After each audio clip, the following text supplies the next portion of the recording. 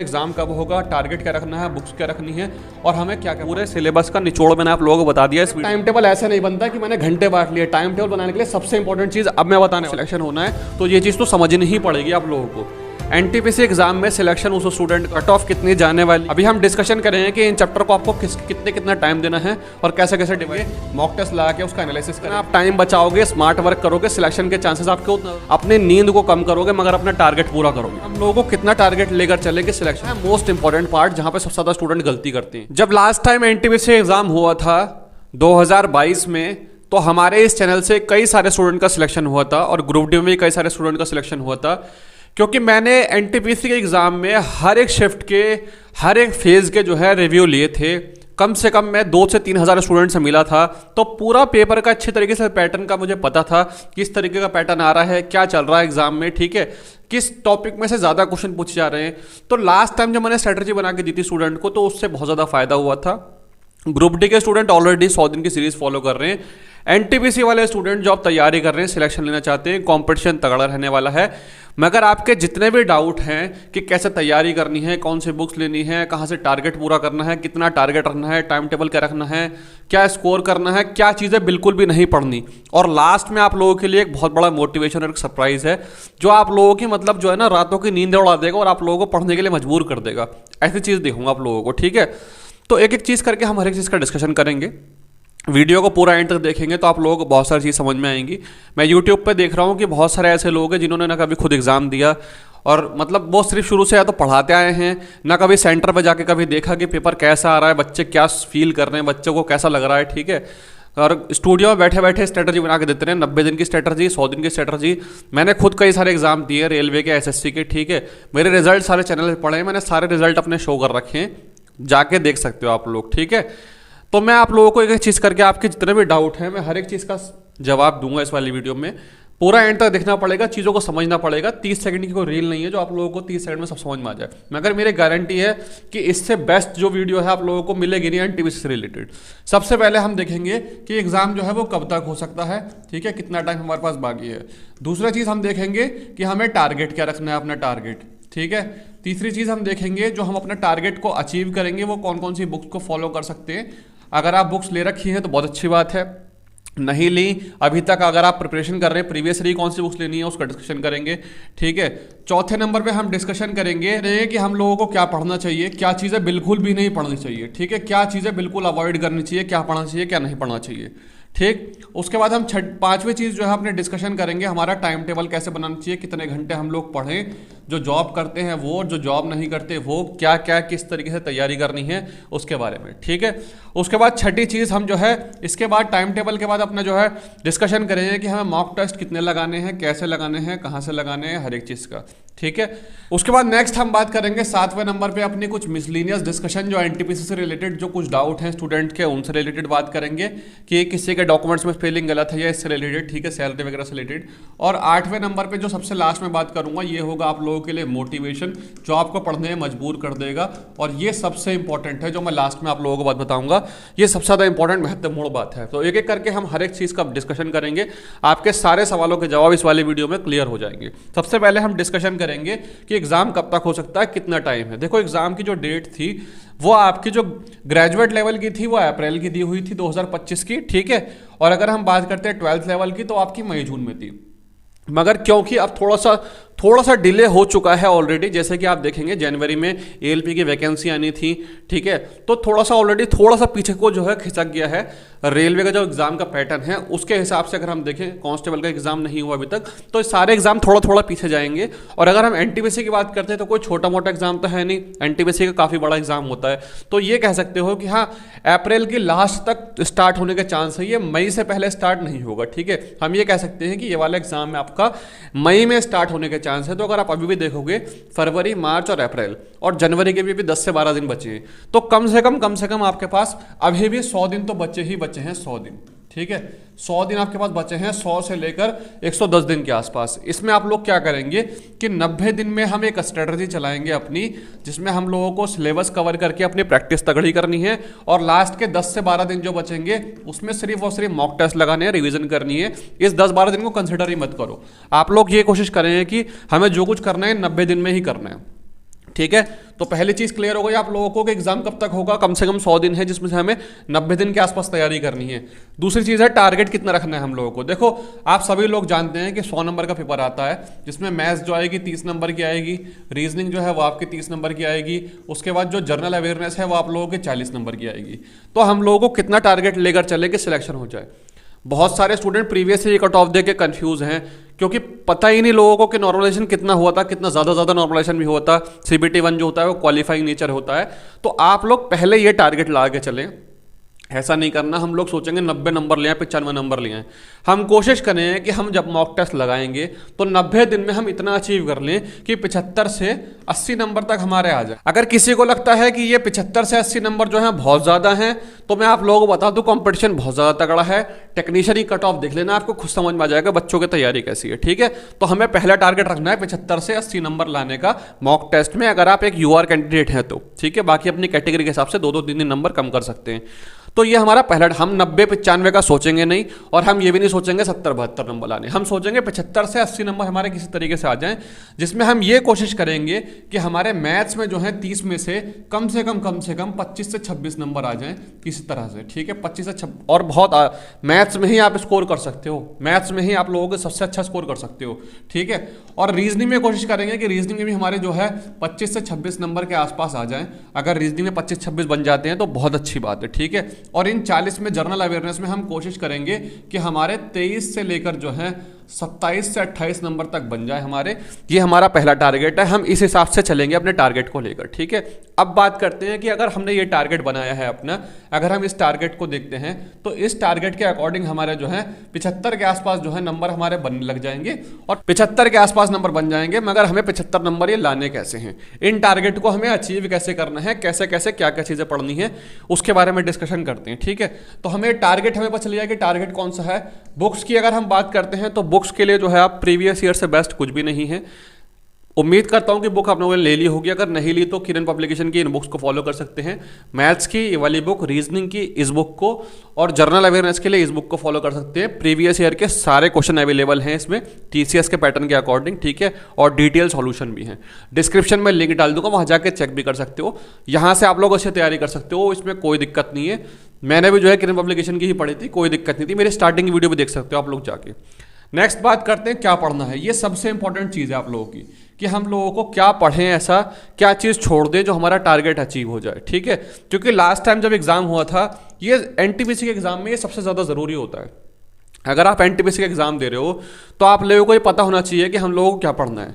फिर उसके बाद हम डिस्कस करेंगे कि हमें 90 दिन में इनको जो है कैसे कैसे डिवाइड करना है, कैसे कैसे हम अपना टाइम टेबल बनाएंगे। ठीक है, तो एक एक करके डिस्कशन करते हैं। पहले मैथ्स के बारे में डिस्कशन करेंगे कि मैथ्स में हम लोगों को क्या क्या करना है मैथ्स में। ठीक, देखो मैथ्स का सिलेबस आप लोगों के सामने है। ठीक है, नंबर सिस्टम, डेसिमल्स जो है, fraction, LCM, SCF, ratio, proportionate, ये कुछ भी चीज़ें चेंज नहीं होती हैं। ग्रुप डी में जो होता है उसी को कॉपी पेस्ट NTPC में हो जाता है, वही चीज़ कॉपी पेस्ट होती रहती है आगे। ठीक है, मगर आपको क्या ध्यान रखना है, आप लोगों को एक चीज़ ध्यान रखनी है कि NTPC के एग्जाम में जो अर्थमेटिक वाला जो पोर्शन होता है वो अच्छा आता है। ठीक है, अर्थमेटिक में आप लोगों के सबसे ज़्यादा जो क्वेश्चन आते हैं वो आप लोगों के आते हैं रेशियो प्रोपोर्शनेट से, एवरेज वाला जो चैप्टर जो है एवरेज से, नंबर सिस्टम से, सिंप्लीफिकेशन से, और प्रॉफिट एंड लॉस से।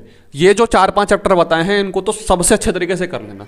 अगर एडवांस मैथ की बात करोगे तो एडवांस मैथ में आप लोगों का अलजेब्रा से, ट्रिग्नोमेट्रिक से और मेन सॉल्यूशन से डायरेक्ट फॉर्मूला बेस्ड क्वेश्चन आते हैं, बहुत ज़्यादा घुमा फिरा के नहीं आते। अगर कंपेयर करोगे तो अर्थमेटिक जो होती है वो थोड़ी हार्ड आती है आपकी एडवांस मैथ के मुकाबले। एडवांस मैथ बहुत आसान आती है, NTPC में मुश्किल नहीं आती। तो आप लोग अर्थमेटिक पे और कैलकुलेशन पे फोकस करेंगे, और जो आपका एडवांस वाला सेक्शन है उस पर आप फॉर्मूले पे कोशिश करेंगे। ठीक, अब बात करते हैं जनरल इंटेलिजेंस रीजनिंग की। तो रीजनिंग में आप लोग जैसे करते आ रहे हैं वैसे ही करेंगे रीजनिंग में, मगर कुछ चैप्टर ऐसे हैं जहाँ पे आप लोगों को सबसे ज़्यादा ध्यान देना है, जो सबसे इंपॉर्टेंट होते हैं आपके NTPC के एग्जाम में। ठीक है, अभी हम डिस्कशन करेंगे कि इन चैप्टर को आपको कितना टाइम देना है और कैसे कैसे डिवाइड करना है, हर एक चीज का डिस्कशन करेंगे।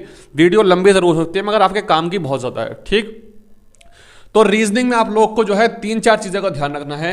एक आपका जो सिटिंग अरेंजमेंट वाला चैप्टर होता है वो बहुत ज्यादा इंपॉर्टेंट है, सिटिंग अरेंजमेंट। उसके बाद आपका जो है ये नंबर और अल्फाबेटिकल सीरीज जो है, ये वाला चैप्टर सबसे इंपॉर्टेंट है NTPC के लिए। ठीक है, और कोडिंग और डिकोडिंग जो है, ये 2-3 चैप्टर जो है आपके, ये सबसे ज्यादा इंपॉर्टेंट है आप लोगों के NTPC के एग्जाम से रिलेटेड। अब आता है मोस्ट इंपॉर्टेंट पार्ट, जहां पे सबसे ज्यादा स्टूडेंट गलती करते हैं। आप लोग रीजनिंग और मैथ्स तो फिर भी आप लोग अपने आप कर सकते हो, मगर जनरल अवेयरनेस वाला सेक्शन जो है ना, ये सबसे बड़ी गलती स्टूडेंट करते हैं यहाँ पर, क्योंकि वो सोचते हैं कि जनरल अवेयरनेस बिल्कुल वैसी आएगी जैसे और एग्जाम में आने वाली है, जबकि जनरल अवेयरनेस बिल्कुल डिफरेंट आती है एनटीपीसी में, बिल्कुल डिफरेंट। जो किसी एग्जाम में नहीं आती वो एनटीपीसी में आती है, ये बात आपको जाननी पड़ेगी। अगर आपको सिलेक्शन होना है तो ये चीज़ तो समझनी ही पड़ेगी आप लोगों को। जैसे आप लोग देखेंगे इसमें क्या क्या चीज़ें अलग आती हैं।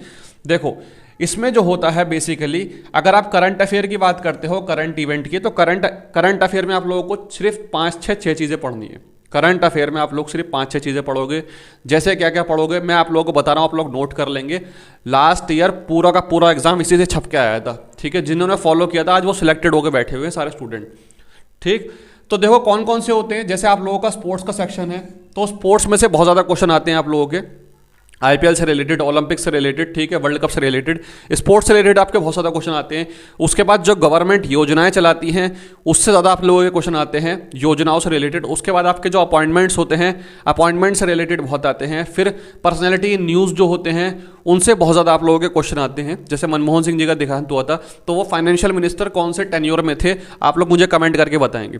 इससे बहुत ज़्यादा आप लोगों के क्वेश्चन पूछे जाते हैं, पर्सनैलिटी न्यूज़ से, योजनाओं से रिलेटेड, ठीक है। उसके बाद आपकी जो साइंटिफिक रिसर्च होती है इससे बहुत ज़्यादा क्वेश्चन पूछे जाते हैं आप लोगों के करंट अफेयर के भी इससे बहुत ज़्यादा पूछे जाते हैं, ठीक है। नेक्स्ट अगर हम बात करते हैं इंडियन लिटरेचर की, मोनूमेंट्स एंड प्लेस की, ये बहुत ज़्यादा इंपॉर्टेंट है। जैसे कि पिछली बार पेपर में क्या आया था, ये कोई पढ़ता नहीं है, इससे बहुत ज़्यादा क्वेश्चन आते हैं। जैसे कि जल महल आपका कहाँ पर है, कौन से शहर में है, ठीक है। इस तरीके जो क्वेश्चन है आप लोगों के कि जो है मोती मस्जिद जो है वो आपके कौन से शहर में है, ऐसे जो क्वेश्चन होते हैं, कौन कौन से मोनूमेंट्स, कौन से प्लेस कहाँ पर है अवेलेबल हैं, इससे रिलेटेड बहुत ज़्यादा क्वेश्चन पूछे जाते हैं। फिर बात करते हैं जनरल साइंस और लाइफ की। जो साइंस है आप लोगों की नॉर्मल आती है, बहुत मुश्किल नहीं आती। साइंस में अगर आप देखोगे तो बायोलॉजी में कोशिका वगैरह से रिलेटेड, डिजीज से रिलेटेड ये क्वेश्चन आप लोगों के ज़्यादा पूछे जाते हैं, ठीक है। उसके बाद अगर आप देखोगे केमिस्ट्री से रिलेटेड, तो केमिकल रिएक्शन हो गया, अम्ल और क्षार हो गया, एसिड बेस जो होता है वो, ठीक है। इनसे रिलेटेड आपके काफ़ी क्वेश्चन पूछे जाते हैं। मेटल नॉन मेटल से रिलेटेड क्वेश्चन पूछे जाते हैं। अगर आप फिजिक्स में देखोगे तो फिजिक्स में आप लोगों के एटम से रिलेटेड, लाइट से रिलेटेड, इलेक्ट्रिसिटी से रिलेटेड बिल्कुल नॉर्मल साइंस आती है। साइंस में कुछ भी ऐसा क्वेश्चन नहीं दिखेगा आप लोगों को जो बहुत हार्ड हो, ठीक है।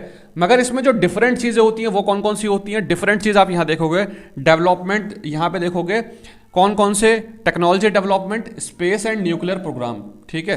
कौन कौन सी मिसाइल बनती हैं, इसरो ने कौन कौन से रॉकेट लॉन्च किए, इसरो के अलावा डीआरडीओ से रिलेटेड, बार्क से रिलेटेड, ब्रिक्स से रिलेटेड, G7 से रिलेटेड, G20 से रिलेटेड, ठीक है, यूएन से रिलेटेड, यूनेस्को से रिलेटेड, WHO से रिलेटेड, ये सारे जो होते हैं इनके हेडक्वार्टर कौन से हैं, कहाँ पर हैं, इनके चेयरमैन कौन है, इनके हेड कौन है, ठीक है। यूएन जनरल असेंबली में कितने मेंबर होते हैं, इस तरह उनका सेक्रेटरी कौन होता है। ऐसे जो क्वेश्चन होते हैं ना वो एनटीपीसी में जरूर आपके 2 से 3 क्वेश्चन जरूर आते हैं इस टाइप के।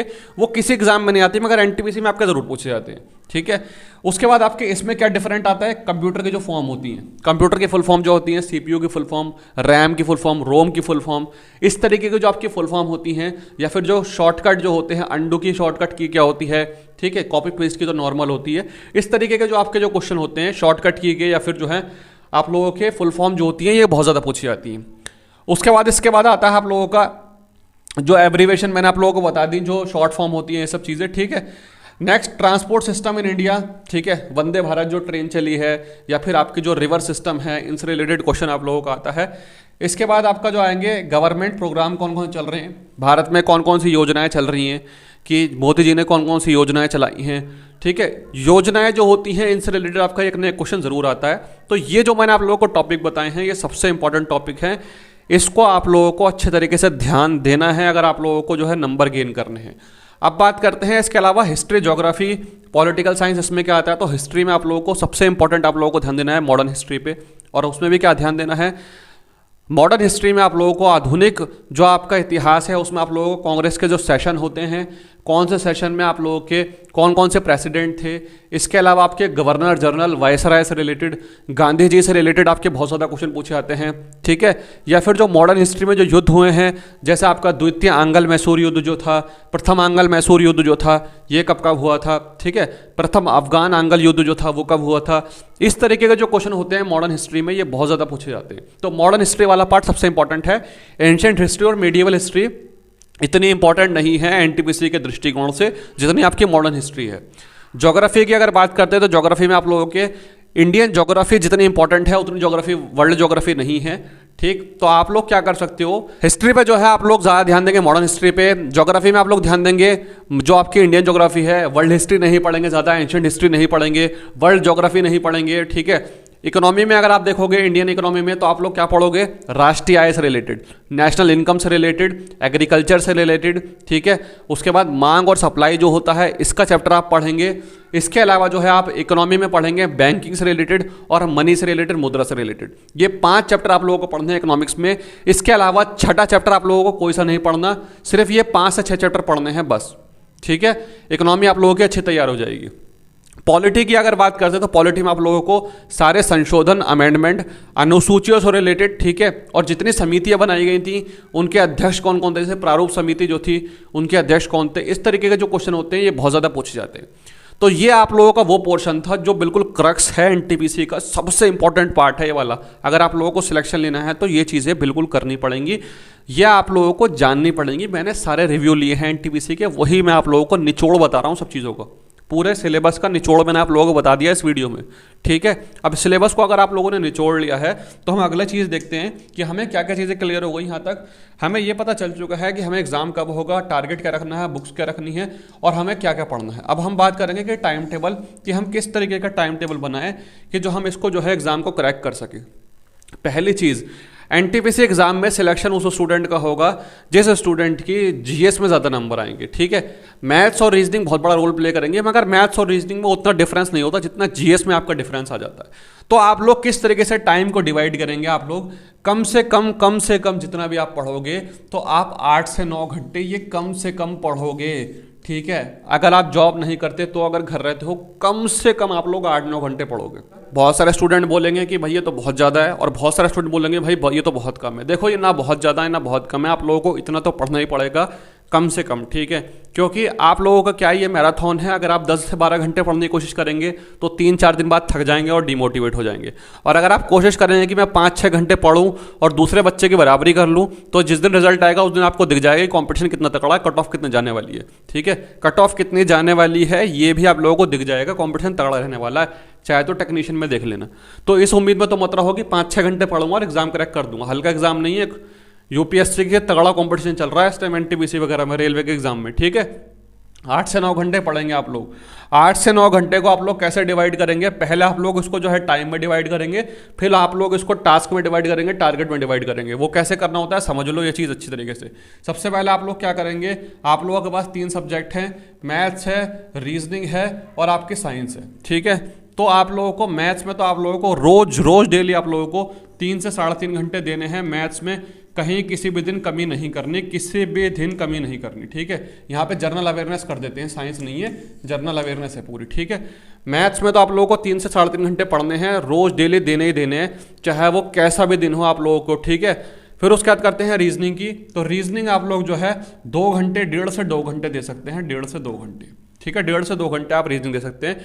मान लो अगर आप 3.5 घंटे यहाँ देते हैं और 1.5 से 2 घंटे यहाँ देते हैं तो आप लोगों का जो है लगभग 5 से 5.5 घंटे हो जाएंगे। और बचा हुआ जितना भी टाइम है आप लोगों का 3 से 3.5 घंटे वो देंगे आप जीएस में, 3 से 3.5 घंटे जीएस में देंगे। और जिस दिन आप लोग मॉक टेस्ट लगाएंगे, उस दिन क्या करेंगे, उस दिन आप लोग रीजनिंग और जनरल अवेयरनेस को छोड़ सकते हैं। रीजनिंग और जनरल अवेयरनेस को, जिस दिन आपका मॉक टेस्ट का दिन होगा, मॉक टेस्ट का दिन, तो आप लोग क्या करेंगे, उस दिन मैथ्स तो वही पढ़ेंगे 3 से 3.5 घंटे, मगर जिस दिन आप लोग मॉक टेस्ट लगाएंगे तो आप लोगों का मॉक टेस्ट 1.5 घंटे का तो मॉक टेस्ट होगा 1.5 घंटे का, और फिर इसके बाद जो है इसका एनालिसिस करेंगे 3 घंटे का। जिसका एनालिसिस नहीं पता कैसे करते हैं, वीडियो मैंने डाली है, डिस्क्रिप्शन में लिंक डाल दूंगा, ये वाली वीडियो देख लेना। एनालिसिस करे बिना सिलेक्शन नहीं होगा। अगर सोचते हो कि एनालिसिस नहीं करूं, सिर्फ मॉक टेस्ट लगाता रहूं और सिलेक्शन हो जाएगा तो बड़ा मुश्किल है। जिस भी स्टूडेंट का सिलेक्शन हुआ है एक बार जाके बात करो, पता करो, सब मॉक टेस्ट का एनालिसिस करते हैं। कैसे करते हैं वो मैंने सिखाया है, उसको सीख लेना। ठीक है, जिस दिन मॉक टेस्ट लगाएंगे उस दिन आप जनरल अवेयरनेस और रीजनिंग नहीं पढ़ेंगे, सिर्फ मैथ्स पढ़ेंगे, मॉक टेस्ट लगा के उसका एनालिसिस करेंगे। बिना एनालिसिस के कुछ नहीं होने वाला। ठीक, नेक्स्ट बात करते हैं, अगर आप इतने घंटे देते हैं तो आप लोगों को कैसे करना है, क्या टास्क रखना है। फॉर एग्जाम्पल, जैसे मान लो आप मैथ्स करते हो 3.5 घंटे और आप कहीं क्लास लेते हो, किसी भी टीचर की क्लास लेते हो, कोचिंग लेते हो, तो क्लास आप लोगों की मैक्सिमम से मैक्सिमम 1 से 1.5 घंटे चलती होगी। ठीक है, 1 से 1.5 घंटे। कोशिश करना कि लाइव क्लास ना लो, रिकॉर्डेड फॉर्म में लो, क्योंकि लाइव क्लास में अगर कोई लाइव क्लास 1.5 घंटे की है तो अगर आप रिकॉर्डेड फॉर्म में देखोगे तो उसको आगे बढ़ा सकते हो और 1.5 घंटे की क्लास को आप 1 घंटे में या 50 मिनट में खत्म कर सकते हो। तो कोशिश करो अपना टाइम बचाओ यहाँ पे, ठीक है। कि जो है रीजनिंग की भी लाइव क्लास ले रहे हैं 1.5 2 घंटे की, और फिर साइंस की क्लास ले रहे हैं लाइव। कोशिश करो रिकॉर्डेड फॉर्म में देखो ताकि आपका टाइम बचे। जितना आप टाइम बचाओगे, स्मार्ट वर्क करोगे, सिलेक्शन के चांसेस आपके उतना ज़्यादा बढ़ेंगे, ठीक है। लाइव क्लासेस तब ज्वाइन करो जब आपको डाउट वगैरह ज़्यादा आते हैं तो, ठीक। तो आप लोग क्या करेंगे, आप लोग 1 से 1.5 घंटे की मान लो आप लोगों ने क्लास ली, कोशिश कीजिए कि इसको 1 घंटे में निपटा दें क्लास को, थोड़ा सा आगे बढ़ा के, थोड़ा सा जहाँ से बातें चलती हैं, जहाँ पे थोड़ा सा टाइम वेस्ट होता है, जो क्वेश्चन आप लोगों को लगता है कि आता है उसको स्किप करके थोड़ा टाइम बचाइए, ठीक है। और उसके बाद आप लोग प्रैक्टिस करेंगे 2 से 2.5 घंटे, ठीक है। 2 से 2.5 घंटे मैथ्स की प्रैक्टिस करेंगे। अब आप लोग क्या करेंगे, ये सबसे इंपॉर्टेंट पार्ट है। सिर्फ टाइम टेबल ऐसे नहीं बनता कि मैंने घंटे बांट लिए। टाइम टेबल बनाने के लिए सबसे इंपॉर्टेंट चीज़ अब मैं बताने वाला हूँ आप लोगों को क्या होगी, ठीक है। मान लो आप लोग 3.5 घंटे मैथ्स पढ़ते हो, जिसमें 1 घंटे आप लोगों ने क्लास ले ली, क्लास, और आप क्या करेंगे 2.5 घंटा आप लोगों के पास बचा, तो 2.5 घंटे में आप लोगों को टारगेट रखना है, ये टारगेट रखना है आप लोगों को कि मेरे को मैथ्स के जो है मैथ्स के कम से कम जो है 60 क्वेश्चन करने। कोई बहुत ज़्यादा तो नहीं है, 2-2.5 घंटे में 7 क्वेश्चन ईजिली कर लोगे। कोई ऐसा तो नहीं है बहुत अनअचीवेबल टास्क दे दिया मैंने जो कर ही नहीं सकता कोई बंदा। अगर आप 60 से ज़्यादा करते हो, 70 क्वेश्चन 80 क्वेश्चन करते हो तो बहुत अच्छी बात है, ठीक है। मगर आप लोगों को टारगेट रखना है कि मेरे को 60 क्वेश्चन करने हैं। स्टूडेंट बोलेंगे कि मेरे से 60 क्वेश्चन नहीं हो पाते, मैं तो बस 2.5 घंटे 50 क्वेश्चन कर पाता हूँ, कोई दिक्कत नहीं है। अगर आप 2.5 घंटे 50 क्वेश्चन कर पाते हो तो 10 क्वेश्चन रात को करोगे। अगर आप रात को 11 बजे सोते हो तो 11:30 बजे सोओगे, 12 बजे सोते हो तो 12:30 बजे सोओगे। अपने नींद को कम करोगे मगर अपना टारगेट पूरा करोगे। अगर आपने 60 क्वेश्चन करने हैं तो करने हैं, चाहे कैसे भी करके, चाहे आप लोग अपने नींद को कम करेंगे, ठीक है। समझ रहे हो मेरी बात को मैं क्या कह रहा हूँ। इसी तरीके से आप लोग टारगेट बनाएंगे, मेरे को रीजनिंग में डेली के डेली जो है 40 से 45 क्वेश्चन करने ही करने हैं। इसको करे बिना मैं नहीं सोऊंगा, ठीक है। इसको करे बिना मैं सोने का ही नहीं हूँ जब तक मेरा ये नहीं हो जाता। और नेक्स्ट हम लोग जर्नल अवेयरनेस की बात करते हैं, तो जर्नल अवेयरनेस में कोशिश करेंगे कि हम हर हफ्ते में जो है, एक वीक के अंदर जो है, हर एक वीक में जो है हम कोशिश करेंगे कि हम जो है 2 से 2.5 टॉपिक कंप्लीट कर लें। 2 टॉपिक अपने कंप्लीट कर लें, 2 टॉपिक कोई भी, ठीक है। 2 से 2.5 टॉपिक तक पहुंच जाएं हम लोग तो ज़्यादा अच्छा है, ठीक। 2 टॉपिक 2.5 टॉपिक को, अगर कोई छोटा टॉपिक है तो वो 3 टॉपिक तभी कवर कर सकते हो। जैसे बायोलॉजी के टॉपिक है, अब बायोलॉजी में कौन सा, स्केलेटल सिस्टम है, कंकाल तंत्र है, श्वसन तंत्र है, ठीक है, और रक्त वाला चैप्टर जो है, तो ये तीनों चैप्टर आप लोग 1 हफ्ते में कर लोगे, बहुत बड़ा चैप्टर नहीं है। मगर कुछ जब जर्नल अवेयरनेस में बड़ी चीज़ें आएंगी, जैसे यूएन यूनेस्को से रिलेटेड जब आप पढ़ोगे, ठीक है, तो थोड़ा सा लंबा है ये, क्योंकि खाली यूएन यूनेस्को नहीं है, WHO भी है, ब्रिक्स भी है, G7 G20, तो आप लोगों को करने में थोड़ा टाइम लगेगा, 3 दिन 4 दिन लग जाएंगे इसको करने में। तो कुछ टॉपिक ऐसे हैं जो 1 हफ्ते में आप लोगों के 2 टॉपिक कवर हो पाएंगे।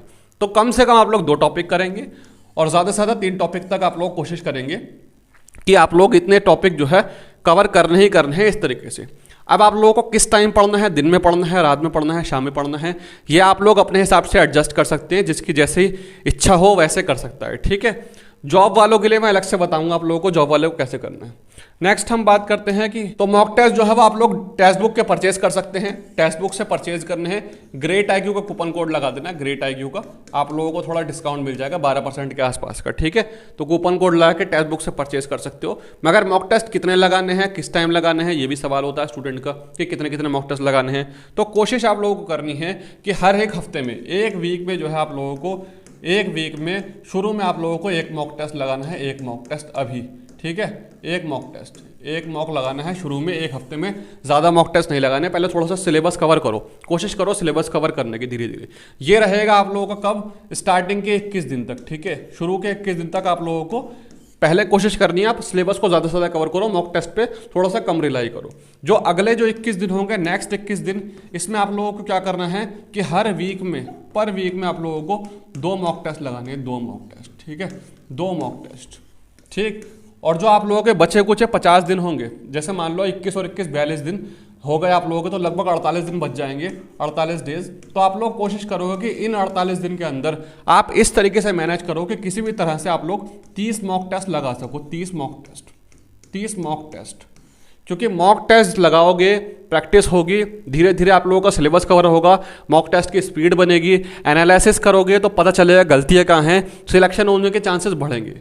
यही अगर स्ट्रेटजी आप लोग फॉलो करोगे धीरे धीरे, तभी आप लोगों को फ़ायदा मिलेगा। ठीक है, अब बात करते हैं कि इस मॉक टेस्ट को लगाने में या टाइम टेबल में किसी को दिक्कत होती है, मैथ्स में किस तरीके से टाइम टेबल बनाएं, या टाइम टेबल बन ही नहीं पा रहा, उससे जो है गड़बड़ हो जाती है, वो टारगेट अपने फॉलो नहीं कर पाता।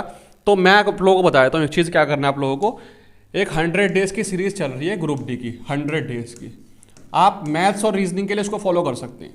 ये जो 100 डेज़ की सीरीज़ मैं चला रहा हूँ ना, ये सिर्फ मैथ्स और रीजनिंग के लिए फॉलो करनी है, आप लोगों को जनरल अवेयरनेस के लिए फॉलो नहीं करनी, वो ग्रुप डी वालों के लिए।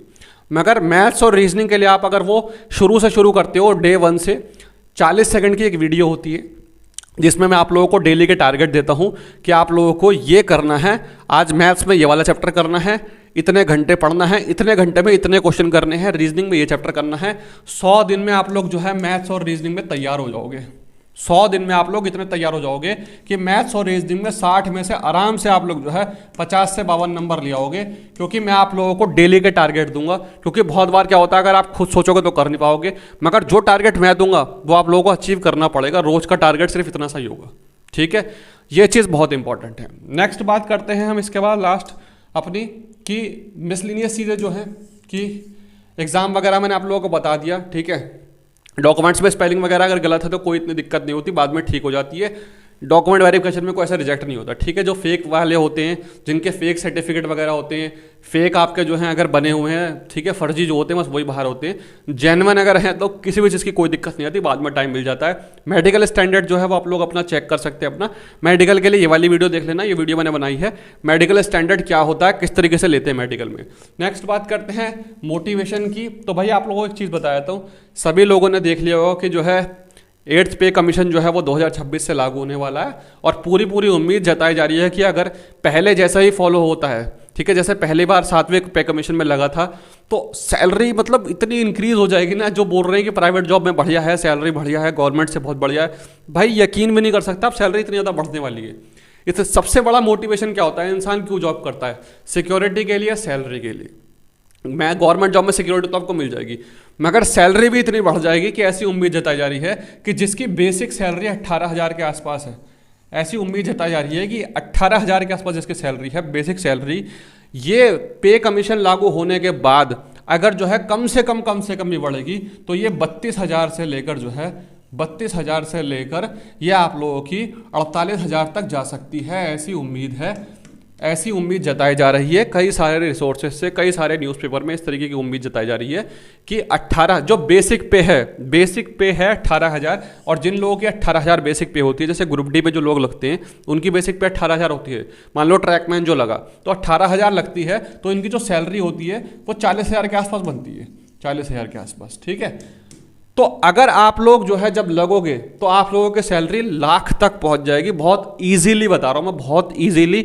अगर आप जो है 12th वाले में भी लगते हो, 12th पास में भी लगते हो, तो भी लाख से ऊपर आपकी सैलरी निकल जाएगी। और आज के डेट में अगर लाख के आसपास सैलरी कमा रहा है ना, और 8th पे कमीशन अगर ये लग गया है, और जिस तरीके से आपका लास्ट टाइम जैसे अप्लाई हुआ था उसी तरीके से अगर अप्लाई होता है, तो यकीन मानो आप लोगों की बिल्कुल लॉटरी खुल जाएगी, मतलब जो भी तैयारी कर रहे हैं। तो मैं उम्मीद करता हूं कि ये चीज़ आप लोगों को समझ में आ जाएगी। गोल्डन अपॉर्चुनिटी है, कंपटीशन तगड़ा रहने वाला है, बिल्कुल कंपटीशन कम नहीं होगा, ये चीज़ याद रखना।